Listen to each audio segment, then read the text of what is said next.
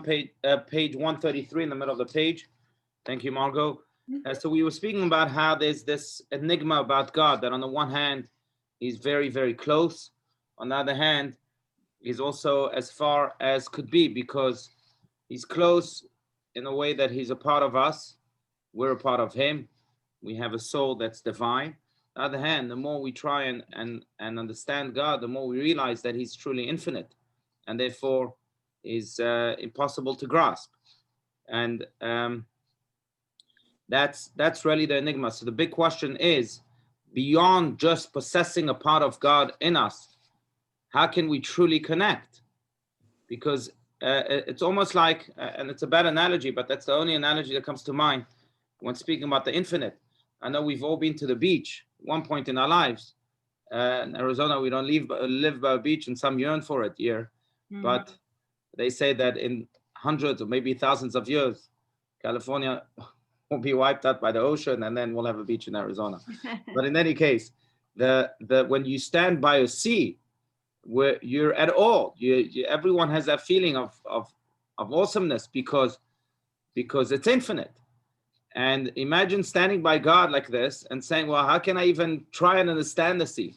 90% of the sea is still completely concealed from our eyes and from scientific research. So how can you even start? Where do you even start? And in a way, that's so we might have some water in us, right? We have maybe something that we can relate to when we come to the sea, because there's water that's part of us. But still, it's infinite. And that's the type of feeling we have when we come to God. Even though he's as close as it gets, because he's a part of us, and certainly he listens to us. You know, there's that verse in Ashrei Karov Hashem lechol korav lechol asher yikrehu be'emet. God is close to all who call him truthfully or genuinely. But nonetheless, he's still completely beyond our reach. And he quoted the verses here in Isaiah: there is no seeking his understanding. My thoughts are not your thoughts, God says to us. So there's this enigma. But nonetheless, the Tanya makes it a point, Rabbi Shneur Zalman of Liadi makes it a point that beyond just having a neshama, we can grasp God by delving into Torah study and into the fulfillment of mitzvot. Because that's where God is. That's where he resides, in his words and in his commandments. It's almost as if, going back to the analogy, as if the sea spoke to us and said to us, surf on my waves and swim in my sea. Then we would feel like, okay, now we can start to have a relationship. And this is what God is doing through his Torah and his mitzvot. But that was the big idea up until now. Let's continue, and at the middle of page 133. Does anyone want to read? Rabbi? Yes, Diana. I had a thought, but now I think I lost it. It seems to me that there's many different ways of growing to understand God. Maybe not the real full God, but these things. And it seems like the more ways that we study and think about it and read it, and the more we find it starts coming together. Yeah. Coming together, yeah. I mean, in our own heart, right. Anyway, maybe not for everybody. Right. But yeah, absolutely. Nonetheless, the more we learn about him, the more we realize he's infinite. Yeah. And therefore, the more this feeling of being close but being far is amplified. You know that Zohar says, "Tachlit hayediah shelo leida," that the goal of knowledge is to not know. Now, in a way, it's teaching us that the more we'll try and learn and know, the more we realize we don't know. Mm-hmm. And when we have the feeling that we don't know, that's when we really know. Because then we're really learning about that infinite God that is not that we can't know, because he's infinite. If we were to study and know, then we would probably be studying the wrong thing. We wouldn't be studying God. Because God, by his very essence is unknowable. So tachlit ha'idea shelo lidah. So there's also that feeling, right, that the more we know, the more we realize we don't know. On the other hand, we keep coming back for more, don't we? That's right. That's right. Every Sunday morning. What you're saying is the less we know, the better. That's right. Ignorance is bliss. But on the other hand, an unexamined life is not worth living. Yeah. Okay.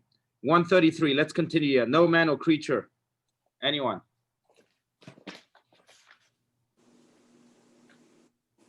Anyone? I think.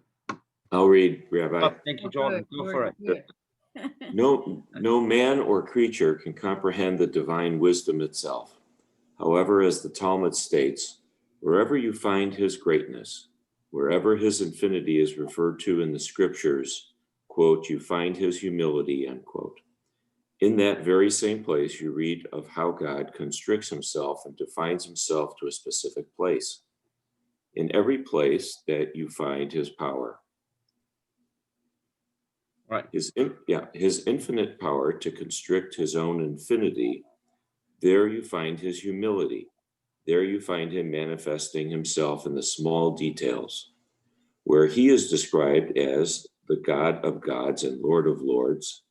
He is also described as he who does justice for the orphan and widow, where he is described as the high and lofty one who inhabits eternity. Holy is his name. This is followed by, I dwell on high and holy, and with the oppressed and low in spirit, to revive the spirit of the low and enliven the heart of the oppressed. God, whom the heavens and the heavens of heaven cannot contain, constricted his presence between the carrying poles of the ark. This is God's greatness, and this is his power. He is not merely great, but infinite, and his infinity and omnipotence enables the expression of his chokmah in finite words and forms. Right. To say that. Fine. I continue a little more. Yeah. Continue? Yeah. Go ahead. Yeah. To say that because God is infinite and without limit, he therefore cannot manifest himself through a finite medium is to impose a limit on him. That is, to render him finite. It is specifically his infinity that enables him to clothe himself in finite garments. This is what the Talmud means when it says, wherever you find his greatness, you find his humility. Right. Now, in a way, that's the genius really of that infinity, because infinity means limitless. So I'm going to go back to my poor analogy of the sea. The sea, as infinite as it seems, is unable to contract itself into a cup because it's so vast. Nonetheless, that inability of the sea to contract itself into a cup makes it finite because it has a limit. Its limit is that it can't contract itself into a cup. God is true infinity, and therefore God, with all of his infinity and his vastness, is being beyond knowledge and beyond human understanding, can still contract himself into a cup, or contract himself into the smile of a young child, contract himself into helping the widow and the orphan, as he mentioned you, contract himself into all sorts of places and circumstances, because he is true infinity, because he is limitless. And he doesn't even have the limit of not being able to contract himself. That's really the genius of God. And that's why, this touches upon something that I think must be explained to society at large, because very often people will say to themselves, does God really care about what I do in my bedroom? Does God really care about the way I tie my shoelaces? As the halakha teaches, does God really care about the way I speak? God doesn't care. God has a whole world to run, has a whole universe to run. Does he really care? Well, this is explaining it. This is exactly what Rabbi Shneur Zalman of Liadi is saying. Yes, God cares because he's the true infinite. And being the true infinite, he can be in your bedroom just as much as he can be in the throne of thrones, controlling all galaxies together. That's what infinity really means. And in a way, King David, by the way, expresses that. We read it every day of Hanukkah during the Hallel, but in Psalm 114, King David presents the argument of the nations on God to the Jewish people, and then the response of the Jewish people, which is so surpassingly beautiful. The argument of the nations is Ramal kol goyim Hashem al hashamayim kevodo. God is above all nations. He dwells in the heavens. So he's like the president of the world, the president of the universe. He's above everybody. And we respond, no, Mika Hashem Elokeinu Amagbil Hashavet Amashpili Lirot Bashamayim Uvaretz. Who is like God, our Lord, that yes, indeed, he sits up on high, Magbil Hashavet, but on the other hand, he's also able to lower himself and see heaven and earth as the same. For him, there is no inability to contract himself even to the places on earth that we think he's too big to exist in. That again, we see that in King David's words himself, but it's the point of Rabbi Shneur Zalman of Liadi here, and I think it's very important to remember, because in a way this really encapsulates the message of Judaism as far as God is concerned. That the God we pray to, the God we believe in, is a God that is found in the littlest details of life. And it should also, therefore, and I think that's why there's so much attention to details in Judaism. Maybe not in other religions. But yes, in Judaism, we do care about how you tie your shoelaces, or how you cut your nails, or how you wake up in the morning, or how you go to sleep at night, or how you speak, even the stupidest words. You have to be careful, because God is there. And in a way, what Rabbi Shtans is saying here is that this was embodied by the Aron, the Ark, in the Holy of Holies. We may have spoken about this, but there's also this enigma is found in the Holy of Holies in the Jerusalem temple. And hopefully we'll be able to see it with our own eyes soon when Mashiach comes. But in the Holy of Holies, God, there were specific measurements of how the Holy of Holies, the holiest room in the temple, was to be built. And there were specific measurements to how the Ark, the Holy Ark, the Aron, was to be built. Now, what's interesting is this, that the Ark, intellectually speaking, scientifically speaking, because of the measurements that it had, could not fit in the Holy of Holies. It was impossible for it to fit in the Holy of Holies. I mean, any engineer, any architect would know you can't put this in the Holy of Holies. Yet God commanded us to put the Ark in the Holy of Holies. And guess what? It fit. Intellectually, scientifically, it could not fit, but it fit. And in a way, in the Holy of Holies, we saw exactly what God is all about. God is above this world, but he's in this world. He's in the Holy of Holies. That Ark draws down the presence of God like no other room in the world. So he's very much there. On the other hand, he's also above that place. It doesn't fit. He's there, but not there. He's in this world, but above it. Now, it's important for us to remember this. And it's important for us to remember this not just because we have a relationship with God in which all details of life truly matter, but also because we have a piece of God in us. And that piece of God is in this world, but not in this world. And the best way, therefore, to actualize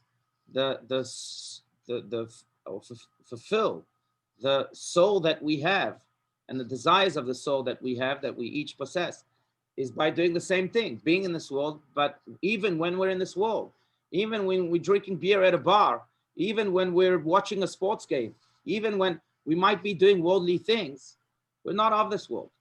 We're above it. There's something that the soul calls us to do that is above all of this, that is above those measurements. And in that way, we'll be really fulfilling our divine self, because that's what the divine is all about. You know, the Rabbi Levi Tzchak Berditchev, the famous Hasidic master, would say that the French say that their emperor is the greatest of emperors.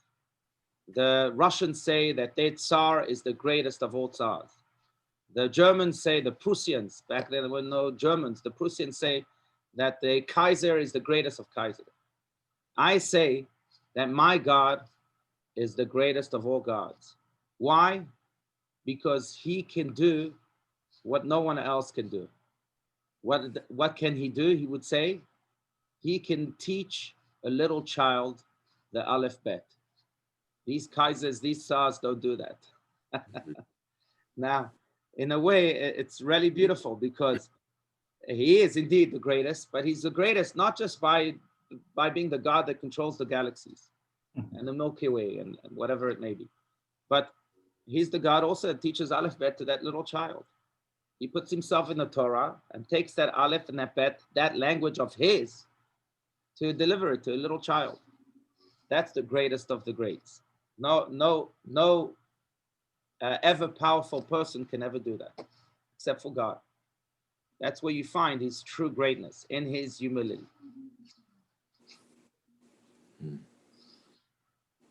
And I want to hear your comments or your disagreements. Anyone? I have a stupid question. Yes, please. Is- No is- questions are stupid. No, it Had a is, teacher kind of, but I in school- don't understand it. Is our God that I'm just we going to make speak a of? comment. I had a teacher, Rabbi Zinger, who some of you met, who would tell me that the stupid questions are the questions he did not ask. It's true.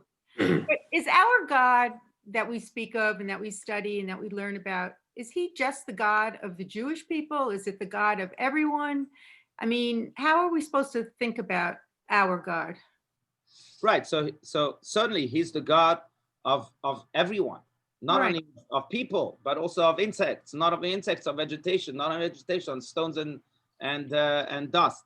He's the Right. God, and of galaxies. He's the God of everyone. What? But God has a special relationship with every species, and he has an even more special relationship, I believe, with the Jewish people, as he himself says, and that he desires this relationship.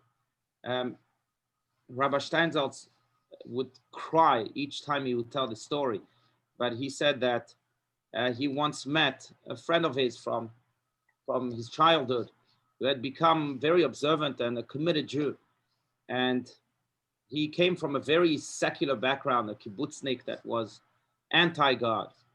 And all of a sudden, many years after, they grew up together, he sees him in the streets and he sees that he's so engaged. And he says to him, "What happened to you? What was the turning point?" And I'm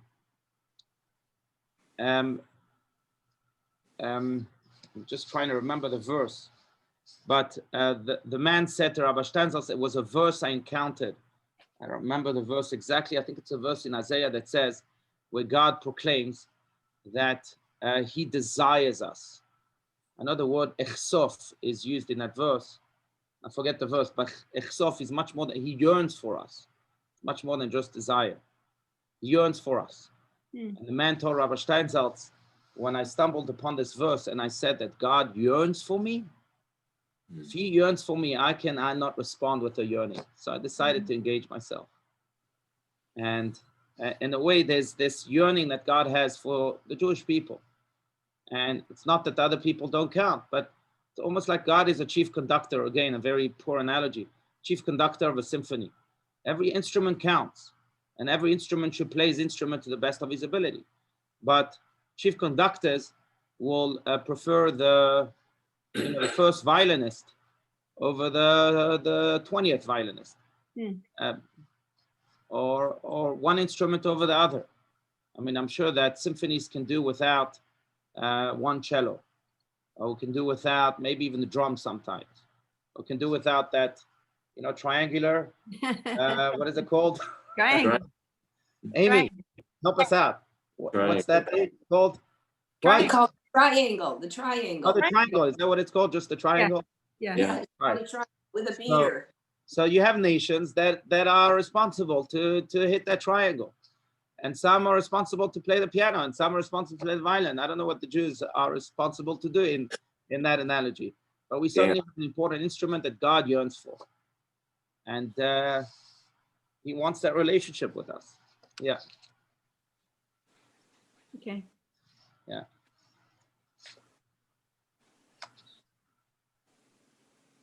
Okay. So that's the point here of this paragraph. I want to continue at the top of page 134. But the point is, and that explains why In his humility, there you find his greatness. Again, now the Tsars and the Kaisers don't have that humility, where they're able to, it's true, because at the end of the day, as ever powerful they are, they're limited. They're not infinite. God, the true infinity is able to, has no limits, and therefore is able to enter into the details and the measurements of this world as much as he's able to be above them. Okay, so let's continue. 134. Even if those elements of Torah.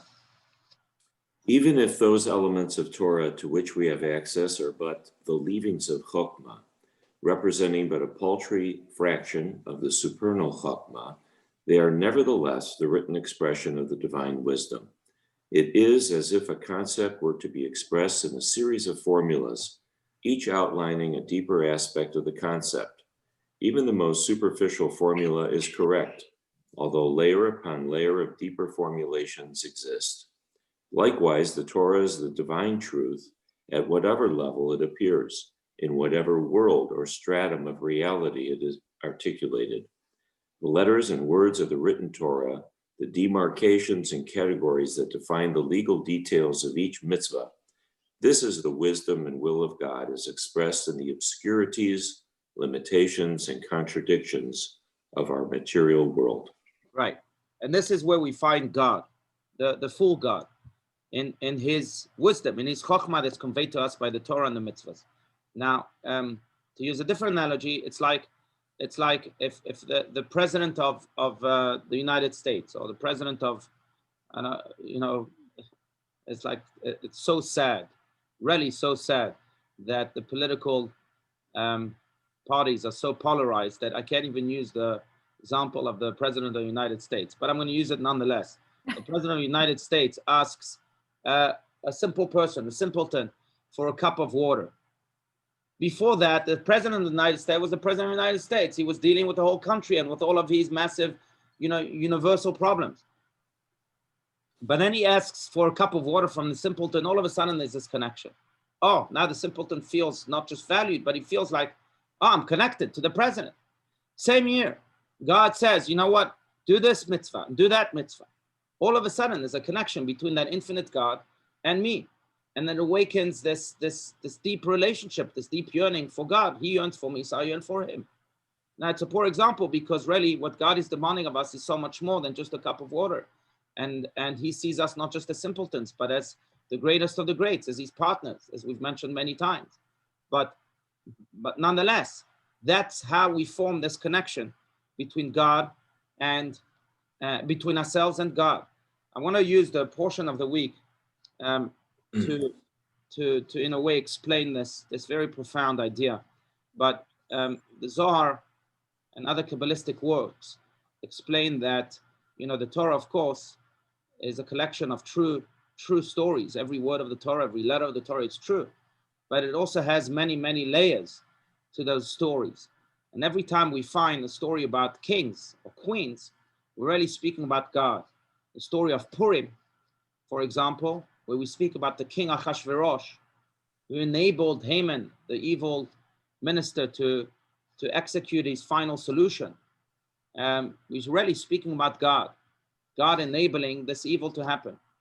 And then in chapter 6 of the story of Purim, when it says, "Balayla hu nadedash shnat hamelech," on that night, the king could not sleep. And that's where the redemption of the Jewish people begins, because that's when Haman is called to explain what to do to Mordechai, who deserved the reward. And then Mordechai is highlighted.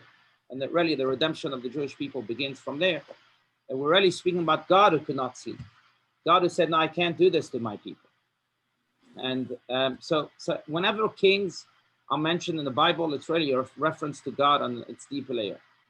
In the past portion or two, and in the next portion or two, we also read about a king and a vice king, Joseph. And Joseph becomes a vice king of Egypt. And in a way, the representative of God. As we said, kings are gods in the Torah, are a symbol of God in the Torah. And the whole story really on a deeper level is not just about the brothers not recognizing the vice king, but it's also about the brothers not being connected, have lost their connection with the vice king. The vice king being their brother. They didn't know that. the king, the vice king, Joseph, recognized these brothers. They didn't recognize him. And he yearned for a relationship with these brothers, but they didn't want a relationship with him. Only once the king, vice king, reveals himself, says, I'm your brother, then do the brothers say, oh, we're so sorry. And they express their remorse. And God says, don't worry. This was, the vice king, Joseph, says, don't worry. I was sent here to help you even in your Egypt. Now, in a way, this is the story of the soul. The soul at the very beginning is connected to God, to that vice king. And we're brothers with God, just like the brothers of Joseph were the brothers, flesh and blood of Joseph himself. But somehow, sometimes we get into this feud with God, and we want to reject it all. We want to throw God into a pit. And then our exile really, and our life evolves in all sorts of mysterious ways. And we think that, okay, I'm just fine without God. I don't want to recognize God. God is calling to us. But no, God recognizes us, but we say no. And at one point, we can't take it anymore. The famine is too big. The famine of the soul is too big. We starve. So we go back to God, still with this idea that I can deal without recognizing him. But God is all too powerful, and something evokes within us. Then God says, I am your brother. I am a part of you. And then we're exposed once again to that God, to that brother that we once knew in our childhood, maybe, or maybe even before our soul came down to this world. And God, the first question that vice king or that God in that mystical interpretation asks us is, oh, Avichai, is my father still alive? Are you still alive inside? Are you still connected? Are your roots still alive? And we say, oh, I'm so sorry. That's right. We were disconnected and it's not right. And then this new relationship is formed. The stronger relationship is formed. And in a way, I think that's the story of the soul. So we're not just reading about Joseph and his brothers, according to Kabbalah, but we're reading already about the story of the soul. Now, why am I saying all of this? Because it's very much connected to what we're saying here, that we sometimes lose connections with the Torah, with the mitzvahs, with the God of the mitzvahs and of the Torah, just because of life, not interested. Sometimes we're so angry that we throw him into a pit. Goodbye, I don't want to see you. We sell him to slavery. Goodbye, God, you don't belong to me. Go to a different country.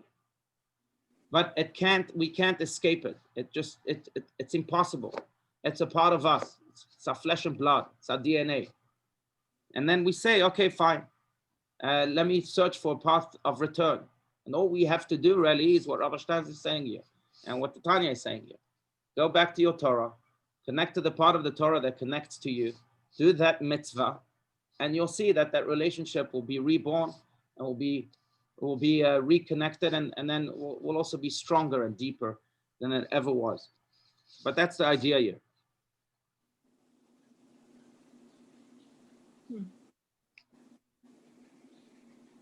But again, I'm like having a monologue today. I want to hear you and your perspectives.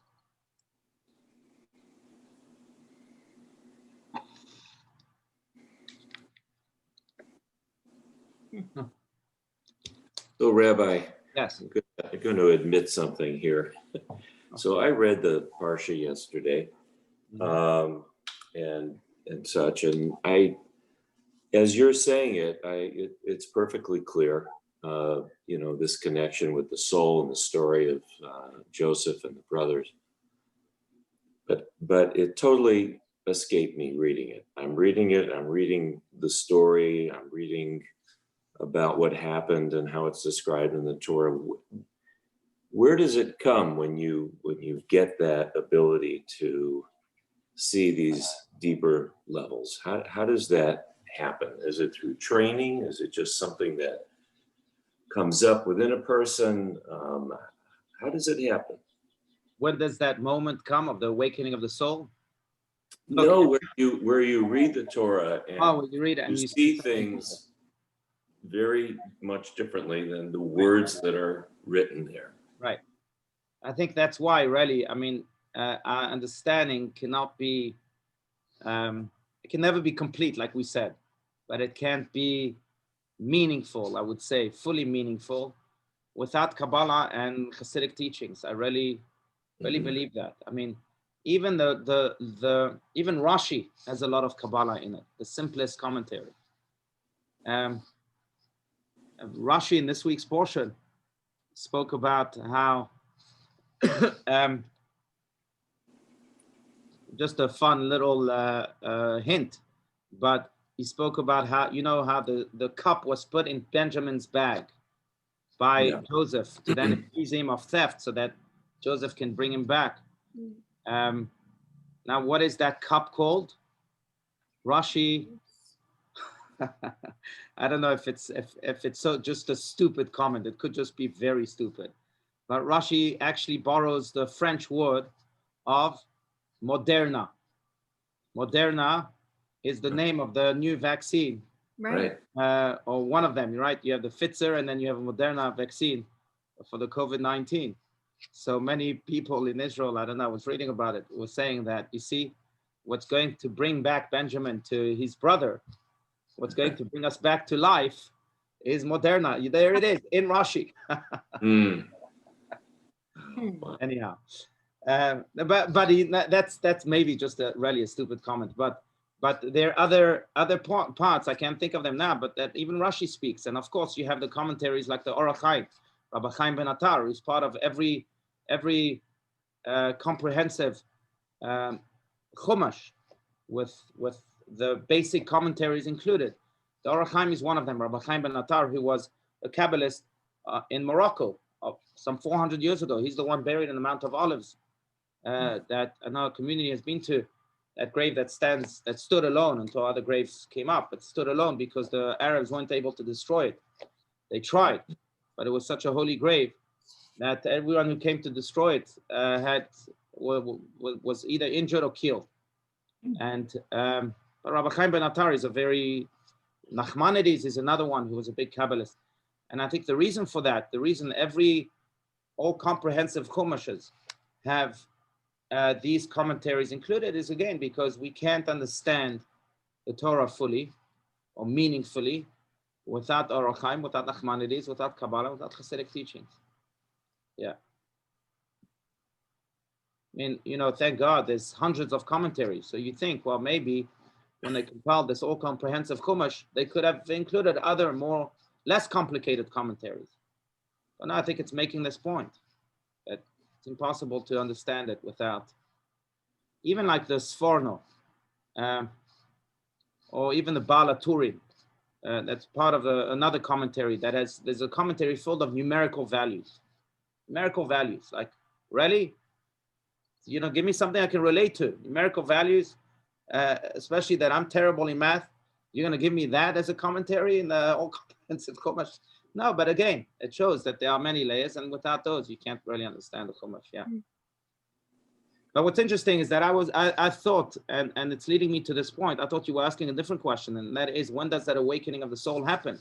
It's interesting to note, and the Kabbalists also notice that if we use Joseph and his brother's story as the story of the soul, as we explained, where does this reawakening happen? In Egypt. It's not in Israel. In Egypt. Egypt is symbolic of what's low in this world. It was a country filled with immoralities, and it's enough to know how the wife of Potiphar tried to seduce Joseph to know what type of a country it was, beyond the torturous prison that he was put in and so on. It was a very low country, low in its morality.